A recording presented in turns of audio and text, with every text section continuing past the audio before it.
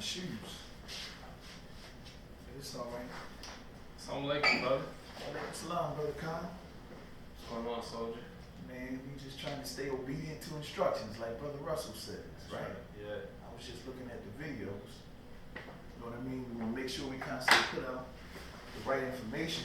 Mm-hmm. I don't know if you remember before, when I used to do my videos before, I used to always have to stop, turn the radio off. Mm-hmm. So, that must mean we're not insane. We're not doing the same thing over and over again, expecting a different reaction. Right. But we're going to start off in the name of Allah, the Beneficent, the Merciful. I bear witness that there is no God but Allah. And I bear witness that Muhammad ibn Abdullah is the messenger of Allah. Mm-hmm. So, we start off, Assalamu alaikum, to the viewers, listeners, and my brother Kyle that's in the picture today. Because a lot of times, brother, the people would think you were shy. You ain't always in the videos. Mm-hmm. You make me do it by myself. But now, this is the reason why you're in the video.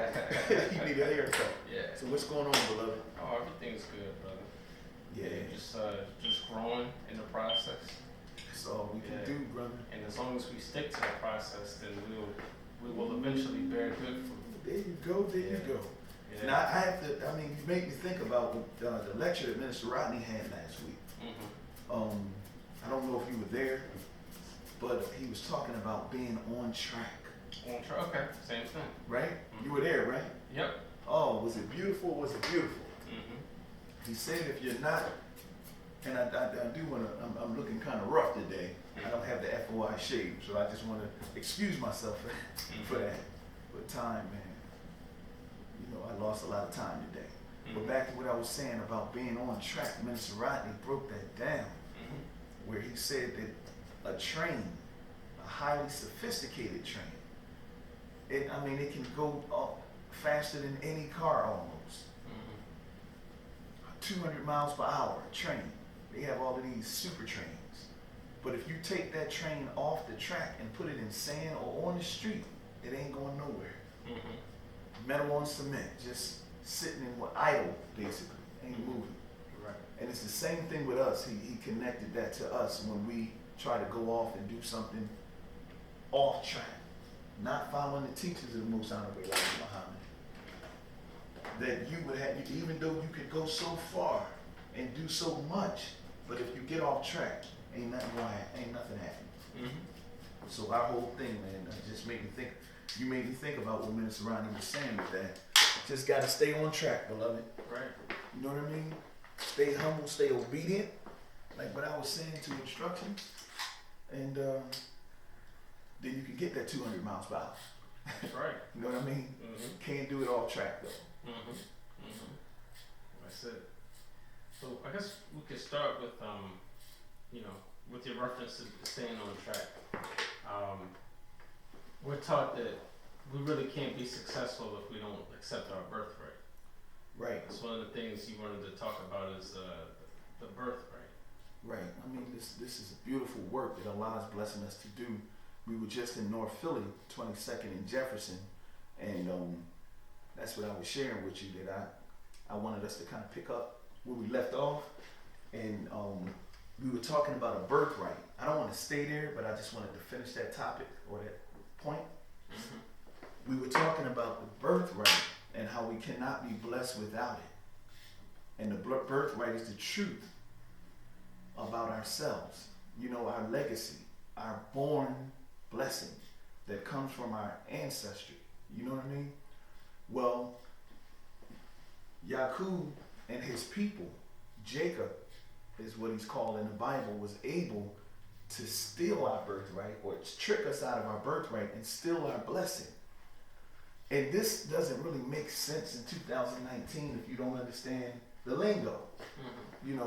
The spiritual lingo. How do you break it down in layman's terms? How do you bring it up to date, right? Well, we just explained birthright, but the blessing was stolen from us. That's what comes as a result of being the person who controls history. Mm-hmm. That's what that means. They were able to steal, like I said in the last video, they stole from us, right? And they tricked us. So look at the words. They tricked us out of our birthright when you read Genesis 27, and they stole our blessing. You know what I mean? All I believe in that same chapter. Well, it's in that area. But they stole our blessing. You know what I mean? And then they put their name where our name should be. So when they controlled or controlled the birthright, tricked us out of the birthright, that was them having control over the history books. So they were able to take us out of history and put themselves in history, making themselves look like a people that they really weren't. So that's why the minister, when he was in Atlanta, Georgia, me and Brother Sabir was reflecting on that beautiful lecture, who are the real children of Israel. That's the reason the Jews have a problem with the minister, because he's exposing the fact that we are the real children of Israel, which gives clear guidance and light to what happened with Genesis 25 all the way to 32. The life of Jacob is how they ended up with Israel. When you take it all the way back. You know what I mean? We know that the Jews went into Israel, I believe it was 1948? I don't know the exact year. It was around in that year. Theodore Herzl, who I believe it was his idea to be able to use scripture as a reason why they should have the Holy Lands and take Palestine the way they did, which is the beginning. We don't have to go into all of that because that is a long study. But nevertheless, we have Ashkenazi, European Jews that's in that land. And the Palestinians, who are the natives of that land, as the minister constantly shows us, and this is why he's locked into a controversy with them, because he's one of the only leaders that doesn't run from telling the truth. He's not afraid to tell that truth. But we're not dealing with that today. We're dealing with how we see black people. Right. But all of this is connected because we see black people as a people who lost their birthright. But we want to stick with the narrative. Okay. So I'll just stick a pin in that. Gotcha. So on the topic of how we see black people, how did you want to start off?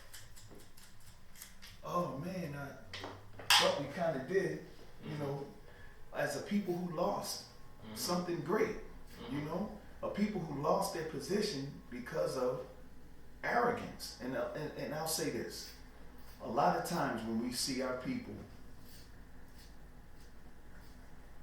we're basically just like the story in Genesis, the Tower of Babel. I see our people with a bunch of different religions. I see our people adding to confusion. You know what I mean? I see our people having religion make them worse when it should be making you better. Because the Latin root of the word religion is ligament. And ligaments are to bind you to something.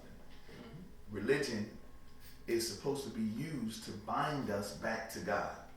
Yeah, ligaments find the bones. Exactly. Yeah.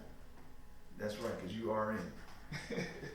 But this is why you have in Ezekiel 37 where it talks about the dry bones in the valley. And the first thing that had to be done was the ligaments had to be put in place. So the religion has to be put in place before you can get a whole skeleton, right? And then flesh on the bones, and they stand up an exceedingly great army like the scripture says, Ezekiel 37. So religion would do that, but not just any old religion, the right religion, because like anything else, back in 1994, Minister Rodney, that's why I always, like to raise my brother's name, because it's through his tutelage that I was able to see the picture that the minister was saying. You know, the message of the minister that came from our messenger in Christ, the Most Honorable Elijah Muhammad, that woke me up. But then the picture, the HD came from Minister Rodney. You know what I mean? And he was breaking down how the ligament lingo again of scripture, the biblical lingo, bringing it up to date. The ligament then was the religion today. So with the wrong ligament or the wrong religion, you could be getting bound to the wrong thing. You know what I mean? And this is what's happening with our people. We have these ligaments or these religions, but what are we being bound to? Is it Allah or is it some person that is a charismatic person? You know what I mean? Are you bound to the Holy Spirit of the Christ, which is the minister? Are you bound to him or are you bound to somebody else? That's the problem today. There's a lot of people that got the wrong ligament. Oh. Okay. Well, let's talk about that. Is there a distinction between like guidance? Because someone can have guidance, but choose not to use the guidance, like a personality worshiper. Right. Oh yes, yeah. See, when you're in bad shape and you have no guidance, no answers, no sense, somebody that got a little bit of something is going to intrigue you, right? I mean, if you don't have any food at all, and I got candy, even though we know candy ain't good for you, sugar's not good for you, but if you hungry, you gonna tear that candy up, right? So it's just a case of somebody having more than other people. As a barber, whether you can cut hair great or not, you're gonna get clientele. All you gotta do is be there. Young boy asked me, he said, "Old head, you've been cutting hair for a long time. Do you have any advice for me? I'm thinking about becoming a barber." You know, what would you say to me? What are some of the main things that you would tell me that I need to do to be a successful barber and stay in business for a long time like you? This is what he was asking. And it ain't about being the flyest looking person or anything. Just be there, I told him in short. Just be there, right? When you say you're going to be there, whatever your hours are, make sure you're there. And I also told him the financial part too. Make sure you never spend your money as you go along. But the main thing is just be there. You know? What about it's the same with the leaders today. You're going to get a clientele. That's the point. You open up, they're there, they have more than the average person got, so they're going to get a client, they're going to get a congregation at it, or a flock. You know what I'm saying? Do you ever meet brothers and sisters who seem like they're not really interested in solutions? Like it's almost like they're in a rut, stuck, and they would rather just vent about being stuck. Right. But when you propose like solutions, they almost get upset. Well, in the scriptures, one of the prophetic scriptures, the prophecy was that Jesus or God in the person of Jesus would come to a people that was not looking for him. You know what I mean? I came to a people that sought me not, it says in the book of Isaiah. So if you come into a people that's not looking for you or not even asking for you, you have to understand the way the scriptures are written is prophetic and it's explaining exactly the people that you're going to have to deal with. God has given you a warning. So he's letting us know that when we go to get these people and put the ligaments in place and connect them back to the one true God, the real God, since our people have been through so much, they gave up on hope on every level. They learned how to just make it any kind of way they could make it. Get food on the table any kind of way they could put it on there, even if it's polluting other people. You know what I mean? Drugs and everything else, and alcohol, the cells. I mean, you crime is putting food on people's table for their babies, man. And this is why you hear people say they were forced into a life of crime. You know, so when you're forced into a life of crime, you don't see God in that. You know, so the question is, where is God? You know, when all of that is going on, this is how they feel. They feel just like our lessons teach us that it wasn't Jesus on the cross saying, Allah, Allah, lama sabachthani, God, God, why hast thou forsaken me? It wasn't Jesus on the cross saying that, it was us. The Most Honorable Elijah Muhammad taught us that we would be nailed to the cross, not Christ. Our hands would be nailed so we couldn't come and go as we please. Our feet, so we couldn't do for ourselves. And our feet would be nailed to the cross so we couldn't come and go as we please. And we can't. We need their permission before we can come and go. We're not doing anything for self. We go to college and get these high degrees, but then we go get a job from them we won't do for self. Nailed to their system, nailed to their way of life. We have a crown of thorns forced into our heads so we can't even think for ourselves. You know what I mean? So once you go through that for a long period of time, you give up on all hope. So you become a people that's not looking for God. You become a people that's not even asking for God. You know what I mean? And God has to come to this kind of rebellious nation that really has no faith at all. You know what I mean? Well, that's the perfect people for God to come to if he says that, like it says in Matthew 19:30, that he's going to make the last the first. Okay. See, the last is the last on the totem pole. He's the last on every level. He's the last with faith. He's the last with, you know what I mean? He's the last on every level. He's the last with land. He's the last with culture. He's the last with everything. He's the last with hope. So he brings hope to the hopeless. Wow. Okay. You know what I mean? Okay. This is the Christ. Okay. So once he's raised up from this hopeless condition, he becomes hopeless. He's one of the hopeless. Okay. Wow. Praise be to Allah. Yeah. All praise be to Allah. That's right. So in the process of like still dealing with because you just said he's a hope to the hopeless. Right. So if he could be raised, so can we. Right. That's God's plan. Right. He's a living testimony of the power of God. He's not coming under some weak power. You know, so there is no mystery. Right. If you're messed up and I'm messed up and somehow you're able to come back from the dead, if I had enough life where I can witness what happened to you, then of course that's going to become intriguing to me, and it'll make your job easier to prove that God really is present. Okay. Yeah. Where does the spirit and the thinking that it takes to raise a person from hopelessness to hope? Okay.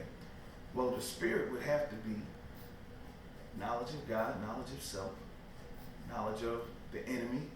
You know, these are the bases. You would have to have prayer. You know what I mean? Sacrifice. But the mindset of helping people like this would have to be exhortation, to exhort one another to truth, and to exhort one another to patience. That's your mindset, because when you're dealing with people that are not looking for you, and if you're dealing with people that didn't even ask you to get there, that's like trying to, you knocking on somebody's door with a pizza and they ain't order pizza. Right. You know, everybody loves pizza, but if you just happen to knock when he's not looking for pizza, you might not have money. Right. You know what I mean? And here you are with this pizza. I don't care how good it is, you might get cursed out. Yeah. You know what I mean? Yeah. So you're dealing with hostility. So Matthew chapter 5, the Beatitudes, chapter 5 and chapter 6, turn the other cheek, love your enemy. How many times must I forgive them? 70 times 7. That's the mindset that you have to be in. Okay. Matthew chapter 5 and 6. Exhorting one another to patience. Talk a little bit about patience when it comes to working with black people. You said talk about the patience? Talk about patience when Okay. it comes to working with black people and when it comes to uniting. Oh man, good question. How does patience work? Well, we witnessed supreme patience last weekend because we were blessed to be in the presence of our leader and teacher, right? Right. The Honorable Minister Louis Farrakhan, who is literally the epitome of patience, right? you see people that may not really understand the dynamics and not understand who they are and why they are in the position that they're in and how God has chosen them for a better life that starts now, but yet they still, like Lazarus, act like they in the cave with a stone in front of it that's been removed. You have to exercise some serious patience when you're looking at a person and you're calling him out of the cave and he won't come out. You know what I mean? What is it going to take to get this donkey untied so that he can be used properly, so that the Lord can ride into town on him? You know what I mean? So, man, what would it take, and what kind of patience, what kind of mind should you have? You just got to understand those two chapters that I just quoted, Matthew 5, Matthew 6, loving your enemy. The minister, it put me in that mindset because he actually quoted that. He quoted that kind of love for your enemies. And he even alluded to the cop killer. He brought that up. And how the young man was so quick to forgive the killer of his brother, thinking that he was doing a Christian thing because the woman was given a Bible. I don't even want to know where that Bible is right now, because she would have did anything she had to do. You know, in my opinion, she would have did it or said anything she had to do or say just to get less time for murder. I don't believe she was looking for Jesus. She was looking for Jesus that day to make them years come down. You know what I mean? And I believe she even appealed to show you how sincere she is not. You know what I mean? But the minister brought that up and was saying that God does not require us to love Satan or love our open enemy. That would be ridiculous, he said. Right. Now, of course, you know, we were watching it when we were, you know, in the car, waiting to do what we had to do, and they cut it off. I don't know if you were in the car at that time. They cut it off right at that point, so I'm going to have to get the lecture so I can see where he went with it, but I'm pretty sure that where he went, because we have the teachings of the Most Honorable Elijah Muhammad, the teachings are the same. Okay. So that type of patience is only for people that you can explain why you should have that kind of patience for this person. See, I know that if everything has been taken from our people, you know what I mean? Of people that lost their language, their culture, their God, their everything. You know what I mean? If you lost everything, then I know I'm prepared. You know what I mean? I should be anyway. I'm prepared for the worst. I'm preparing myself to deal with the worst.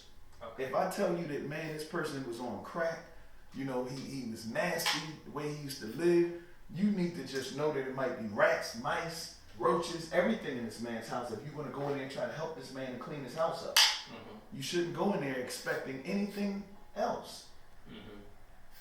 You know, but when it comes down to people who are thieves and robbers, right? Oh man. Thieves and robbers. Jesus said, all who came before me were thieves and robbers. John 10 verse 8. That's how I see a lot of these leaders, because they're not teaching like this. They're teaching that Jesus is telling us to love everybody. But if you go to a group of people, a group of Europeans that did not lose the knowledge of themselves, did not lose their language or their culture or their God or their flag, every European you see, all you have to do is ask them one so-called insignificant question: where are you from? And they can tell you, I'm from Italy. I'm from Ireland. I'm from France. So a person like that, should you have the same amount of patience for a person like that who does wrong? See, the younger uh, brothers and sisters, right? And this is, I'm not connecting it because of course we know we are the older people. We are the indigenous people, but when it comes down to being dead, you know, and having to get resurrected, that makes us a new people now. That makes us children all over again. When you can't do for yourself, you become a child all over again. You know what I mean? So no matter how old you are, if you can't take care of yourself and provide for yourself and feed yourself, you have to wait on somebody else. You are a child. I don't care if you're 90. So that's why the Bible refers to us as children of Israel or children of America. You know what I mean? Because we depend on another people for the essentials of life, the regular necessities of life. But when it comes down to them, you should not have the same amount of patience. We should not have to have the same amount of patience for people that know better. You tell your children, if you got an older son, he's in charge, and he does something ridiculous, you say you knew better, so you get the double whipping. You know what I mean? So that kind of enemy, the Holy Quran, labels the Europeans as our open enemy. Because it's no, you know, they have no real reason to do what they did. What was the reason for slavery? I know you interviewing me, I want to ask you the questions, but there was no real legitimate reason for them to colonize the earth the way they did. You know what I mean? So they are the open enemy. They are the children of Satan. And now that they're making little devils, like the Most Honorable Elijah Muhammad told us, and we don't want to go back on how we see white people, but the Honorable Elijah Muhammad said, don't call them devils anymore, call them slave masters' children, call them the enemy, or call them Satan, because they would be the makers of little devils. You don't have to turn the other cheek with a person like that, in short. Okay. Is there a distinction between, in the black community, amongst black people, under Christianity versus under Islam, principles of forgiveness and justice? Is there a difference? Principles of forgiveness and justice. Well, see, the minister also said this. A good Muslim is a Christian, and a good Christian is a Muslim. So I'm just putting that out there and saying that only because I don't like to say anything against real Christianity, but Christianity, as taught by the Europeans, is not even a religion at all. And that's exactly what Paul called it in Galatians chapter 1, verse 6 through 10. He said, what is this? I marvel that you have so quickly dropped the gospel of Jesus for a gospel that ain't even a gospel. So this particular religion of eating pork and Christmas trees, and they celebrate Christmas now. Before they were doing that before Halloween. First time they ever did that. Before Thanksgiving and Black Friday, because of what we've been doing for Black Friday, boycotting Black Friday. I believe they're feeling the heat. So now they're trying to get this money before that boycott starts. But it's not a religion. So you say, is it a difference? It's a world of difference, because one is false religion. That's the point. That type of religion is false religion, and that's why nothing really good comes out of that. Even the black Christians are starting to understand. Our brothers and sisters are starting to understand it. They call it European Christianity. They know that's wrong. But they don't say they say Americanized Christianity. They put it all on America. But what was going on in Rome? Same thing was going on in America. But go ahead. In England. But what I'm coming to is the Quran mentions a law of retaliation. Right. When someone is murdered, when someone is slain. Right. So I mean, how does that factor in when you see like you just mentioned that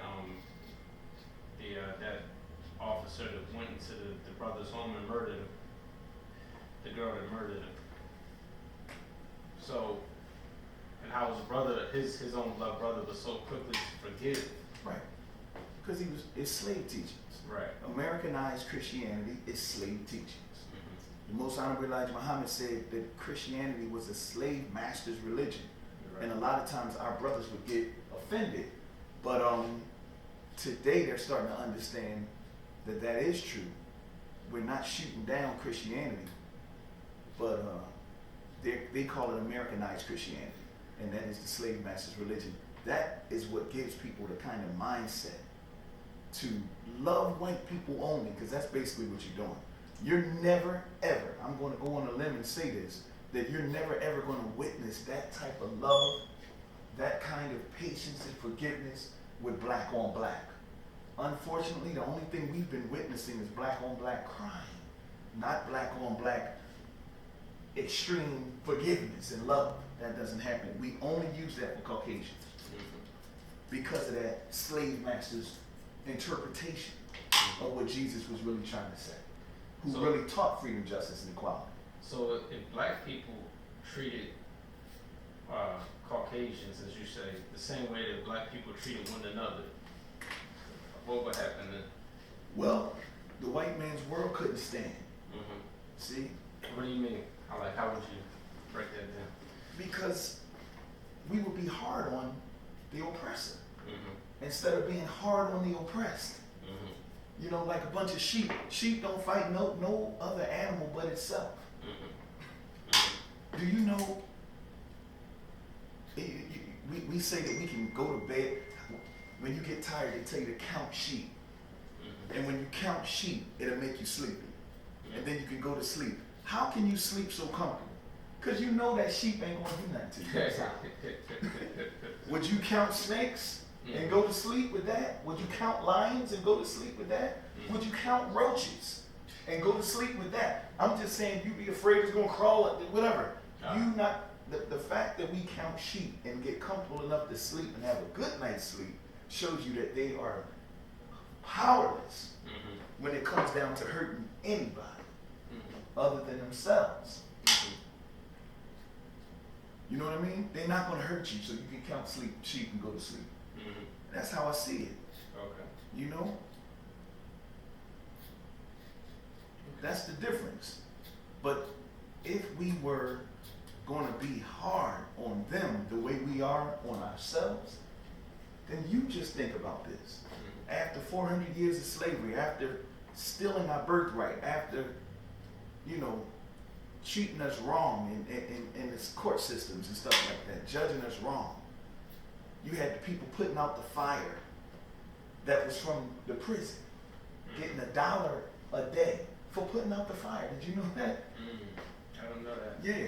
And these same people, these firefighters, because the fire was so big, they had to go get some slaves to put out the fire. And it was slave rates that was given. They also said that even though you went to school and learned how to put out the fire, you can't put out fires when you get out of prison. You only can put out fires in prison. See what I'm saying? Can you imagine paying them back for that? Can you imagine paying them back for the way the cop grabbed the sister, the little young sister, at a pool party, slammed her to the ground and put her knee in her back, and she had a bikini on? He didn't respect none of that. How would you pay a brother back for that? Can you imagine paying them back for that? So you cannot have a world that's filled with white supremacy, that's built on white supremacy, if everybody is treating you like they treat everybody else. The only way your world can stand is if your Jesus, white picture of Jesus can stand. That's the reason we want to do nothing to hurt Jesus or people that look like him. Hope that answers it. It answered it very well. Praise be to Very the Lord. well. Praise be to the Lord. Just this little side thought just came to me. I was once listening to a Puerto Rican brother by the name of Felipe Luciano. He's like a poet and I guess you could say like an Afro-Latino activist. Okay. But he was saying how he was talking about how black people exercising forgiveness is really something that's not commonly seen. The way we exercise it is not commonly seen amongst other people. Hold on for 1 second. How you doing, Reverend Walter? Oh man, I've been slow all day, but I'm busy now. Got one in the chair. Yup. Yes. Yup. We right in the middle of a video. Yup. All right.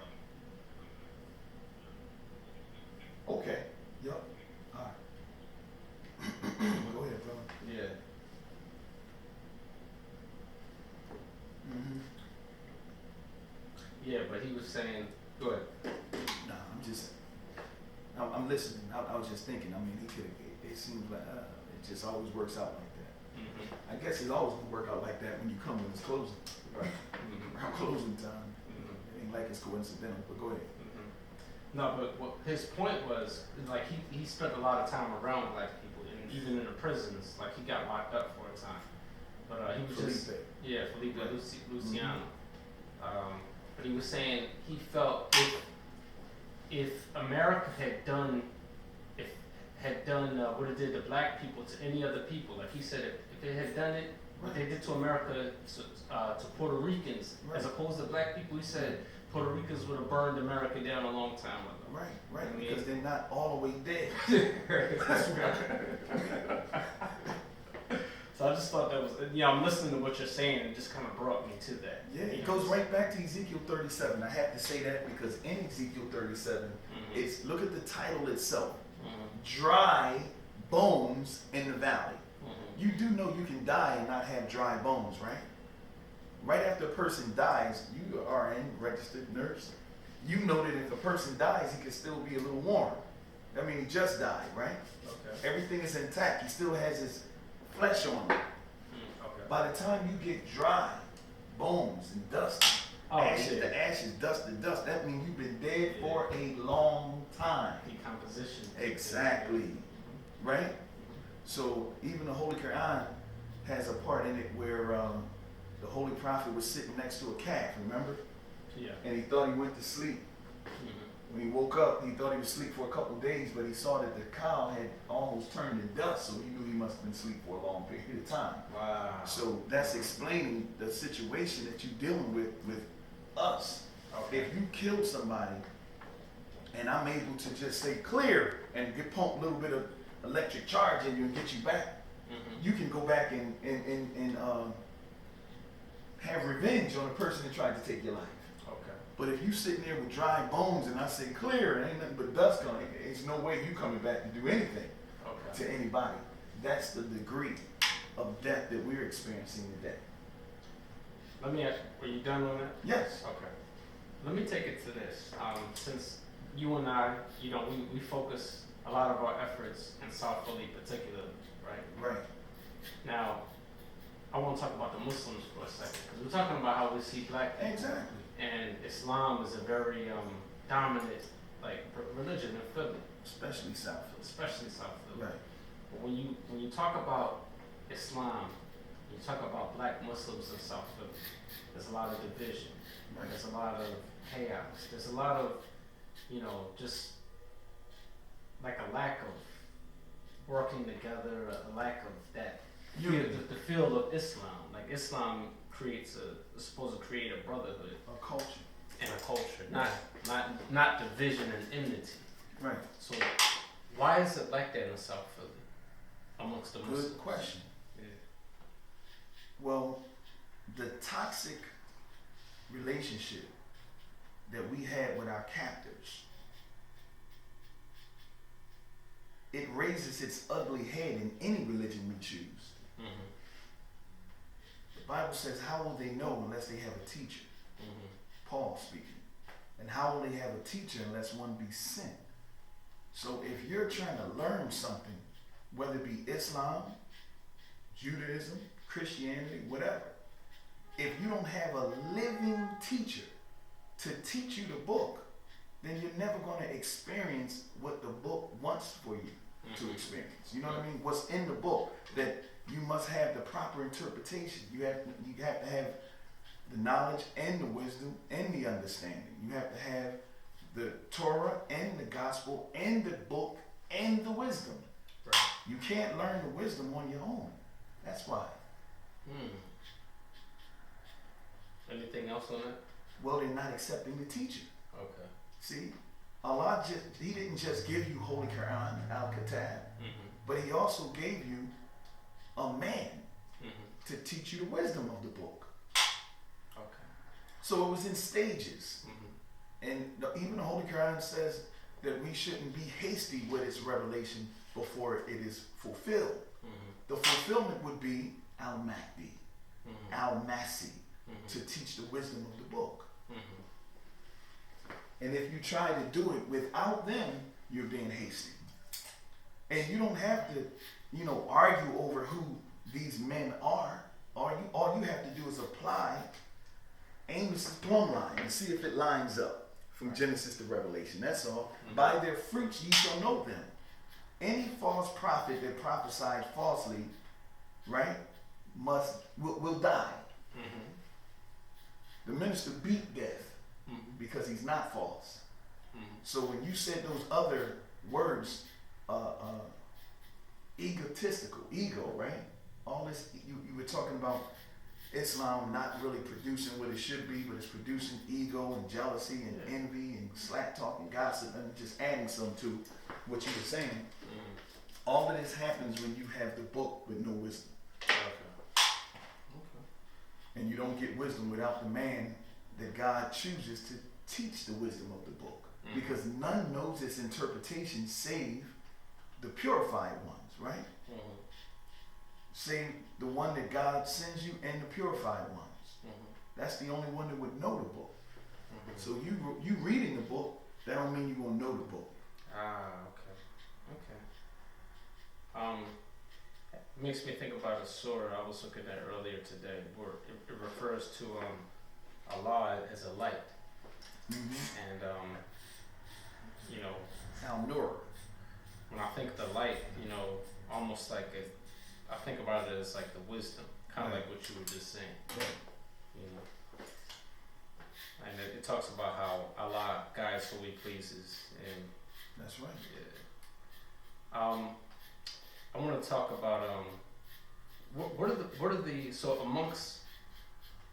amongst the brothers, amongst the family, the brothers and sisters in Islam, who now have differences, because we're still talking about how we see black people resolving conflict.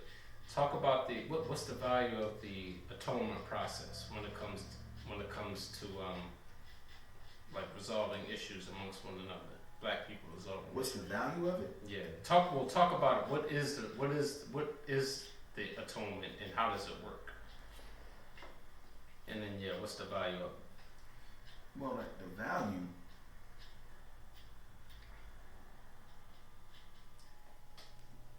The minister said at Savior's Day, 1995, dealing with the atonement. He said, when you become at one with God, because that's the end result. You know what I mean? You can't be at one with God when you're not obeying God. You can't be at one with God when you don't acknowledge the wrong that you do. You know what I mean? So the steps of atonement, you have to acknowledge what you did wrong. You have to turn away from your evil, right? And you have to ask for forgiveness from God. But it's just not somebody giving you forgiveness like what I was saying about Jesus.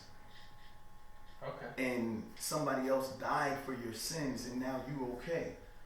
But here, I don't want to go into that too much because I want to talk about the value of it. But it's accountability that we have to take. And it's steps that we have to take before we can be at one with God to atone and acknowledge what you did wrong. You know what I mean? So every man, his sins he bears the burden of his own sins. Nobody else can bear the burden of another. So we have Jesus, who refers to God as our Father. And the Christians say that this Trinity is a mysterious relationship that we really can't understand. It's a mysterious relationship that Jesus, God, and the Holy Spirit have. They're one, but you really can't understand that. One had to come and die for the sins of the other. if that was true, why would he choose the title that we are well familiar with, Father, and refer to God as our Father who art in heaven? Hallowed be thy name, thy kingdom come, thy will be done. Why would he refer to him as a father when you don't know any father that would take his favorite son and punish him for the wrong that everybody else does? Mhm. So that whole behavior is totally against atonement. Mhm. So they devalue atonement. The value of atonement is when you can be one with God again, after you take the proper steps of acknowledgement and repentance, turning away from your evil, going in the opposite direction, not traveling. You got to make a 180 with atonement. Not a 360. Yeah, exactly. You know what I mean? 360 wouldn't be any value. Right. The only value in atonement is a 180. Yep. Okay. Any other something else on that? Not really. Okay. How we see black people? Let's take it to black women for a second. Black women? Black women. Okay. So it seems like black women, or when it comes to education, when it comes to starting businesses, you're seeing black women achieving and really breaking a lot of barriers, even amongst themselves, like having support groups for one another and doing what they can, having programs for the upliftment of young girls. We're seeing black women doing this. Right. Brothers, on the other hand, although in some cases we are improving, there are black men on the college campuses, black men are learning trades, but at the same time, a lot of us are in the prisons as well. A lot of us are caught up in, that culture of death. Putting out fires and stuff. Right. So, what do you say to black women? If they were to look for a partner, and Right. who is a black man? I have a daughter. I know just what you mean. Right. The only thing I would tell them is go to the fountain of men. Mm-hmm. That's the FOI. The solution really is what the Most Honorable Elijah Muhammad laid out for us. That's always the answer. I mean, in the other shop, I used to have the 10-point program hanging up on the wall as a solution. This is what we have to work towards. It's very, very difficult because the numbers are not adding up. Yeah. There's so much more Right. women than men. Right. Right. So So since you have so many more women than men, it just doesn't add up. But the best thing you can do, because all of these women, most of these women, just like most of the men, people in general, we all fall short from the glory of God. So evil people don't deserve blessings. So if you be that righteous Mary type of woman, then the way you can find your Joseph will be in the mosque. So that's the only thing I can tell them. Clean your life up. You know what I mean? That's the only thing I could tell a man. Clean your life up. Allah will bless you in spite of the numbers. Right. Okay. Praise be to Allah. Yep. Yeah. Yep. So did you have any other thoughts? Was there anything else about our thoughts on black people that comes to your mind that you wanted to touch on? In the middle of you asking that last question, I almost wanted to stop you because I wanted to talk about. I think you were saying something about the women, and it made me think about. Man, I was thinking about stopping you to say something about the situation we're living in, but not really. I can say this though. I can say this. A lot of times people, our viewing audience probably would look and say, well, our Sunni Muslim audience or Salafi Orthodox Muslims would say, well, the numbers is like that because you have FOI Muslims who don't believe in having more than one wife. You know what I mean? Good point. So we can balance this out when you let us, if you just start following the Holy Prophet and having many wives. Now, I believe in chapter 4 of the Holy Quran, it deals with that, but it says one is better for you if you only knew. You know what I mean? So I can talk about why we don't really, we don't really teach that. We the Muslims who have one wife, you know? That's their excuse to do it. But if Allah is saying one is better for you if you only knew, that's advice from your Lord. Why would Allah permit it? And that's that permissive will again. So permissive will, even though it's the will of Allah, it's a difference between Allah's permissive will and his active will. His active will is perfectly laid out the way it's supposed to be laid out. His permissive will is not his actual layout. It's you all up in that one. You know what I mean? Right. Me and Brother Sabir was just talking about that the other day at FY class.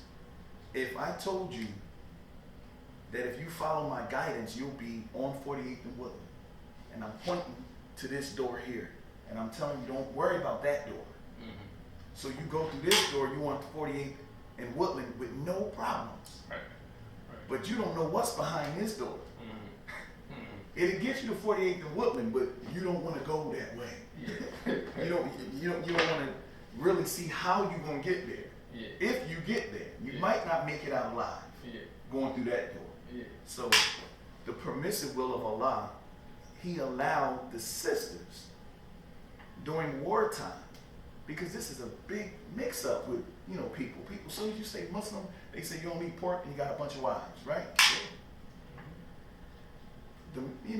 The mix-up is the woman. It was her idea, because during the establishment of Islam, a lot of Muslim men were dying.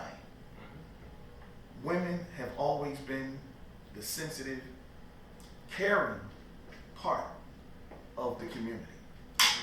So the believing women who would see other women that might not be as strong as they are, might not be as dependent as they are.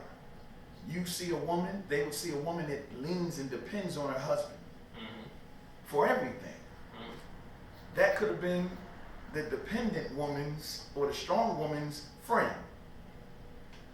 And then her husband dies. The weak woman's husband dies, or the woman who's dependent on her husband a little more. Well, the woman that is a strong woman, she would have compassion on a woman and say, how is this woman going to deal with them children by herself when she leaned on her man as much as she did? It was the woman's idea that the man would go and be a part-time husband versus no husband at all. So out of compassion, right? It was the woman's idea, and God, Allah, permitted it because it was in good faith, or good, it was done with a good heart. It wasn't the man saying, I think I need another wife. So under certain conditions, that kind of thing was permitted. It had to be a woman's this idea.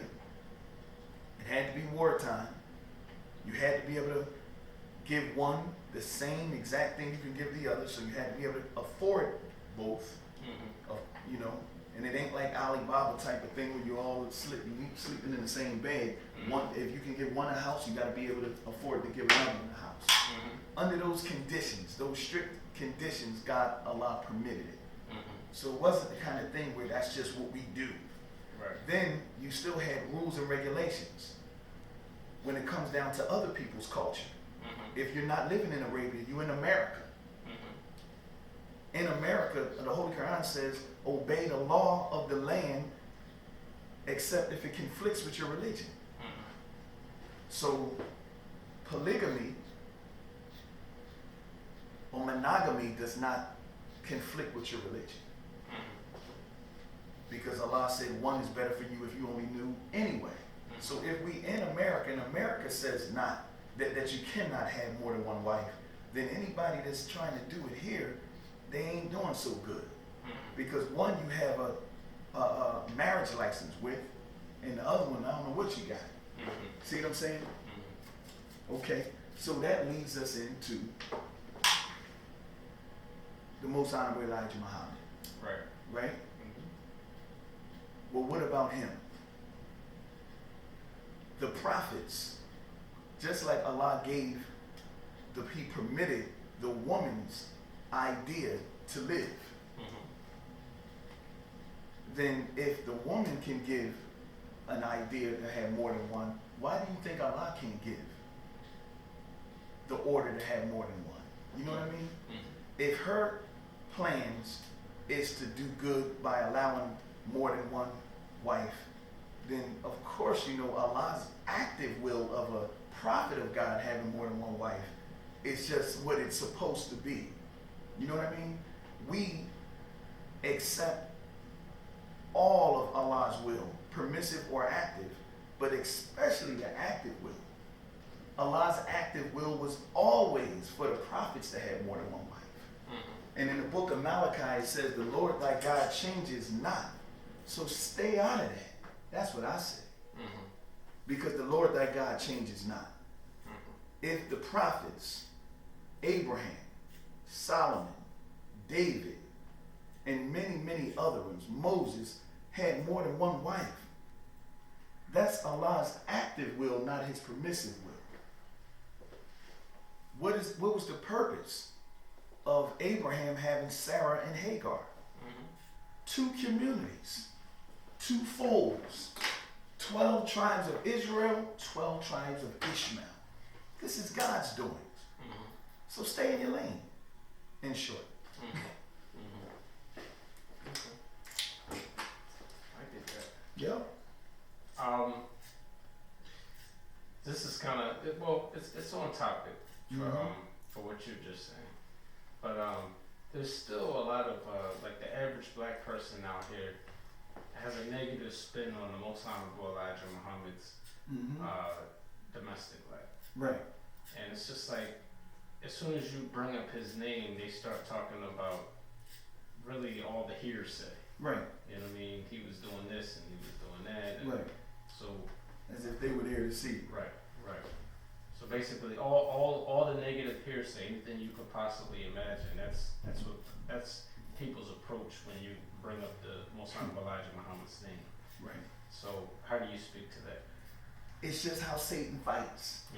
Because does Satan really care about the wives that the Most Honorable Elijah Muhammad took on?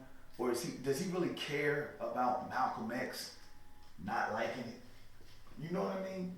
The devil uses anything and everything he can use as a distraction. That's all it is. It's a distraction. And when you're a sheep that can't wait to beat up another sheep, you fall for the distraction. That's how I would speak to that. It's a distraction. And that's what happens with our people. We can't wait to see dirt on people that look like us. But look at how much we would take for Caucasian people. White people, when you're ignorant like that, our people won't even allow the stain of chattel slavery to stay on the white person. He's free from that guilt. You know what I mean? It's nothing that a Caucasian person can do that would make them act like they act with the Honorable Elijah Muhammad over what God ordained. You know what I mean? So it's a severe mental situation because we have internet today. We can look up all the prophets that they say they believe in, Prophet Muhammad included, who did the exact same thing. And if you're not disbelieving in them, how can you use that as an excuse to disbelieve in the messenger today, who is the exalted Christ today? One like Moses. Moses had more than one wife, so stop it. Okay.